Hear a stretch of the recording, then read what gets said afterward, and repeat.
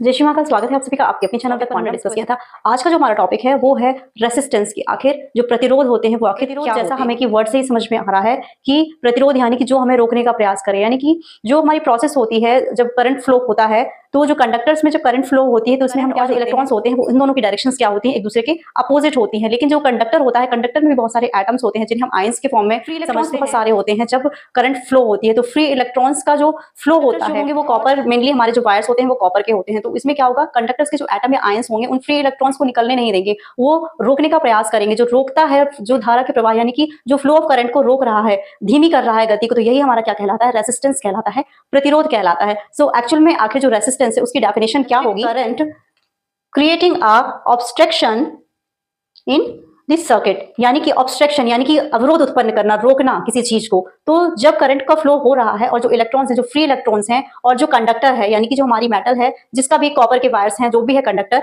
वो उसके जो एटम्स या आयंस बिल्कुल क्लियरली निकल जाए, उनका अवरोध उत्पन्न करते हैं। अवरोध उत्पन्न करना ही हमारा क्या कहलाता है, रेसिस्टेंस कहलाता है, यानी कि प्रतिरोध कहलाता है। तो जैसे आपको इस तरह से समझ में नहीं आएगा, एक एग्जाम्पल के थ्रू हम आपको एक्सप्लेन करते हैं। जैसे मान लीजिए हमारा ये कंडक्टर है, ये कोई कंडक्टर है, ये क्या है, हमारे एटम्स हैं। जो भी कंडक्टर है, चाहे वो कॉपर का हो या सिल्वर का हो, उसके क्या है, एटम्स हैं। और इसमें क्या होंगे, फ्री इलेक्ट्रॉन्स बहुत सारे होंगे। मान लीजिए ये एक इलेक्ट्रॉन है, ये है, ये सारे क्या है, फ्री इलेक्ट्रॉन्स हैं। ये मूव करने, वो ये क्या कर रहे हैं, मूव कर रहे हैं। ये हमारा लोअर पोटेंशियल, ये यहाँ मान लीजिए हायर पोटेंशियल, ये नेगेटिव फ्लो करेंगे, वो आगे की तरफ हायर पोटेंशियल की तरफ फ्लो करेंगे। लेकिन इसमें क्या होगा, जो ये हमारे जो एटम्स हैं, ये इसमें क्या करेंगे, ये इसके लिए अवरोध उत्पन्न करेंगे, इनको जाने नहीं देंगे, क्या करेंगे, स्लो करेंगे। तो ये स्लो कर रहे हैं, यानी कि इसमें अवरोध उत्पन्न कर रहे हैं, धारा के प्रवाह को रोक रहे हैं। तो ये हमारा क्या कहलाता है, प्रतिरोध कहलाता है, यानी कि रेसिस्टेंस कहलाता है। तो रेसिस्टेंस यहाँ पर कुछ पॉइंट्स है जिन पर depend, factors on which resistance of conductor depends, यानी कुछ फैक्टर्स होते हैं जिन पर हमारा रेसिस्टेंस क्या करता है, डिपेंड करता है। तो इसमें फर्स्ट आता है रेसिस्टेंस को हम आर से रिप्रेजेंट करते हैं। सो लेंथ जैसे ही बढ़ेगी, सो आर इज प्रोपोर्शनल होगा इसके लेंथ के, ओके।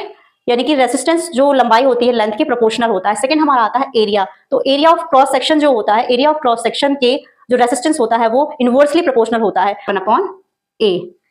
थर्ड पॉइंट आता है मटेरियल। मटेरियल पर बहुत ही ज्यादा डिपेंड करता है, क्योंकि मटेरियल किस क्वालिटी का है, तो मटेरियल पर भी हमारा जो रेसिस्टेंस होता है वो डिपेंड करता है। तो इन दोनों फॉर्मुलाज को जब हम साथ में इंक्लूड कर देते हैं, so R is proportional to L upon, proportional sign हटाते हैं, so R equal rho L upon A. तो यहाँ रो क्या है, रो इज दी रेसिस्टिविटी। यहाँ से हमें क्या समझ में आया, जो हमने फॉर्मुला निकाला, formula of resistance R is equal rho into L upon A. Rho is resistivity, L is the length and A is the area of cross section. और इसकी एसआई यूनिट की बात करें, जो रेसिस्टेंस होता है इसकी एसआई यूनिट क्या होती है, so the SI unit of